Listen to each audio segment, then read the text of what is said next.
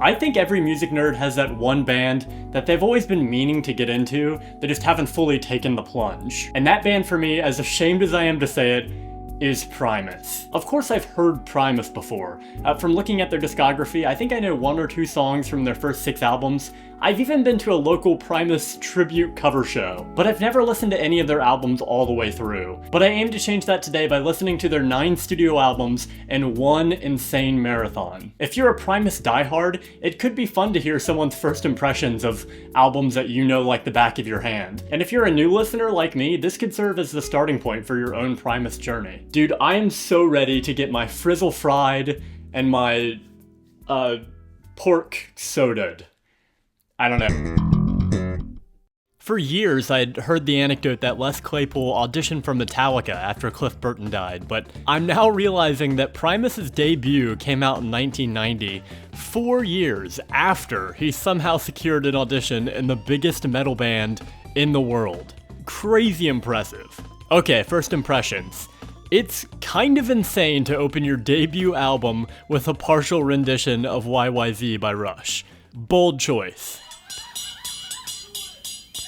Frizzle Fry was straighter ahead lyrically than I was expecting, based on previously knowing songs like Winona's Big Brown Beaver or Tommy the Cat. Aside from Les's vocals, there were quite a few songs that were completely earnest thematically. Obviously, some insane grooves on this thing. I mean, everybody is firing on all cylinders. Of the tracks I'd never heard before, Pudding Time is definitely a new favorite of mine. Les's vocals on the hook just scratch a spot in my brain that I didn't know existed. Also, the bowed bass line on the Toys Go Winding Down is maybe the coolest moment of the entire record, bar none. So sick. Too Many Puppies is a track that I was already familiar with, and I think that's still my favorite track on the album, but that could absolutely change with time. To Defy the Laws of Tradition is a strong contender. I do think a few songs on the track list sound too alike to be memorable on first listen.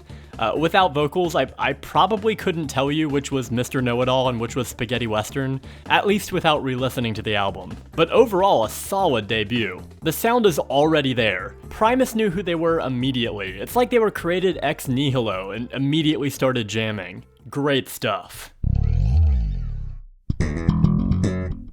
Frizzle Fry was energetic, but Sailing the Seas is explosive. The production is even richer, the grooves are even tighter, and the songwriting is it's consistently great. Sergeant Baker, Jerry Was a Race Car Driver, and 11 are some of the most propulsive alt-metal tracks I've ever heard. And obviously, we can't forget those damn blue-collar tweakers. Similar to Frizzle Fry, American Life, my favorite track on the album, is one that I was already familiar with. And I was surprised to find out it wasn't a single. It seems so ubiquitous. Cheese also has a great album cover. This thing looks like the best German prog record of 1973.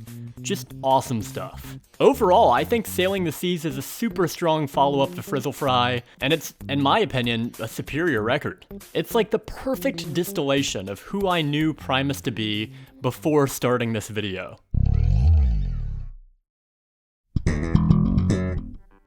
This is a long one, at 15 tracks over 57 minutes. And I gotta tell ya, I'm pleasantly surprised that My Name is Mud is as big a hit as it is.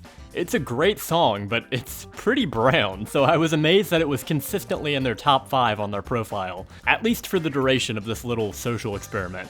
Another track of note is Hamburger Train, which sits at over 8 minutes long and is, for the majority of its runtime, Les and Herb locked into a nasty groove, while Larry hits a seemingly random barrage of notes on his guitar. There are also a handful of acoustic tracks on the album, like The Air is Getting Slippery and Porkchop's Little Ditty, which serve as a nice little break from the alt-metal onslaught. That said, at the end of the day, Pork Soda doesn't really feel like it builds on Sailing the Seas of Cheese, especially after 2 years of production time between the two albums. If anything, it feels more like a continuation of Frizzle Fry. And while it's a great listen front to back, I'm not sure it's an improvement on their first 2 albums. It kind of just feels like more Primus. But, you know, lucky for me, more Primus is never a bad thing. Despite featuring, I think, Primus's ugliest cover, I mean, this is like Dance of Death tier, Tales from the Punchbowl is a super solid album. And while it doesn't have anything as strong as a Too Many Puppies or American Life, I absolutely think it's on par with Pork Soda. And while the second half of the album falls off a little bit with tracks like Dion's a Jig and On the Tweak, it more than redeems itself with Over the Electric Grapevine, which is easily one of my favorite Primus compositions. Overall, a great listen, but I was definitely feeling like at this point in their discography, I was wanting a little more variety from Primus sonically. And yeah, I'm fully prepared to eat those words later. 5 albums in and we're already getting nostalgic callbacks to their debut, with the return of Savington Willoughby and Puddingtane. And that's not necessarily a bad thing. I mean, it was less than a year between releases when John revealed that the walrus was Paul. But that kind of callback hits a little less hard when it reveals the band hasn't really sonically evolved in 7 years. I do think I'd be a little hard-pressed in a blind test to tell you whether a track was from Pork Soda or the Brown album. That said, there are plenty of solid tracks on here. Fisticuffs is dark and visceral, Shake Hands with Beef has a disgustingly funky groove, and Over the Falls brings in some more blues elements rather than just the usual funk metal. It's also admirable that the band is still cranking out hour-long albums this frequently. So, you know, while I prefer a little more variety from Primus, one thing you can't knock is their consistency, in both performance quality and release quantity. And again, I can't stress enough, this is a good listen, but it was becoming clear to me at this point that Primus isn't a band that necessarily rewards a marathon listening session, the same way, say, Prince or King Gizzard does. Antipop is darker and heavier than Punchbowl or the Brown album, which I kind of enjoyed. It seems even Primus were affected by the 99 vibe shift. I feel like the songwriting is stronger and punchier on Antipop than their previous album, while also boasting, you know, a more immersive atmosphere. The production is spacier and creepier. I mean, Tom Waits is on this thing, but it also isn't afraid to get tight and groovy when it needs to. In other news, Tom Morello and James Hetfield laid down guitar tracks on this thing. Stuart Copeland produced Dirty Drowning Man, and Fred Durst produced Lacquerhead.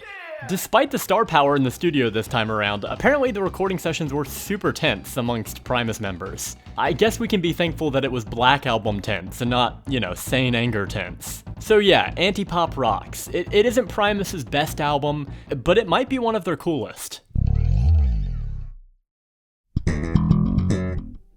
After a 12-year, let's call it a break, Primus are back with 2011's Green Naugahyde.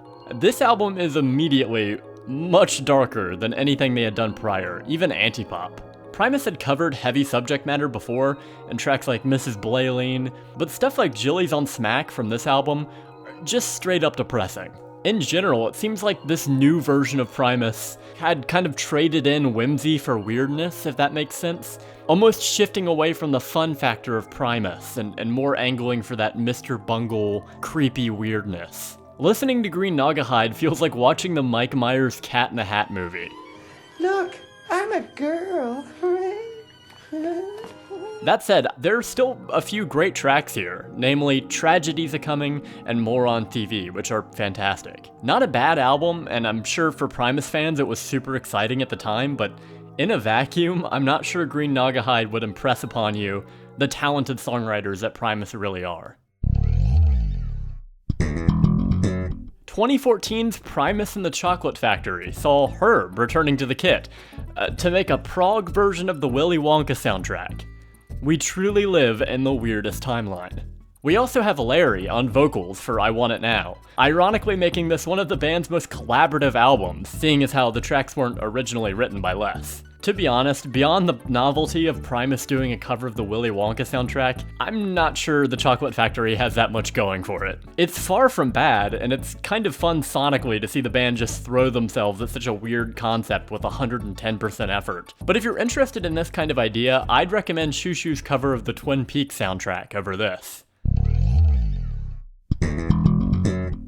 The Desaturating Seven is a concept album based on the 70s children's book, The Rainbow Goblins. And if I had a nickel for every time I could say that about an album, I'd have 2 nickels. Which, you know, could buy me a sody pop or whatever.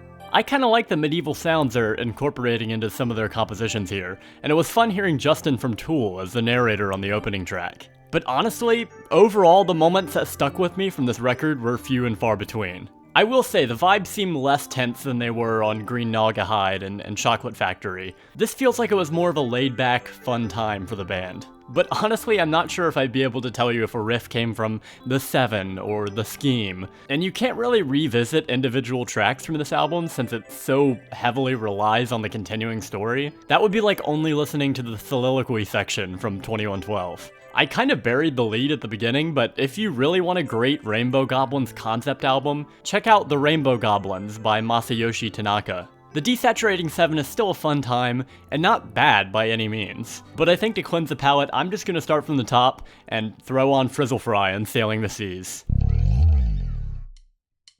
Alright, those are my first impressions of Primus's 9 studio outings. And obviously, I think it goes without saying, my opinions are subject to change as I spend more time with these albums. This was a ton of fun, dude. I'd love to know where you stand. Let me know down below what's your least favorite Primus album too. Alright, that's it. Thanks for watching. Stay brown.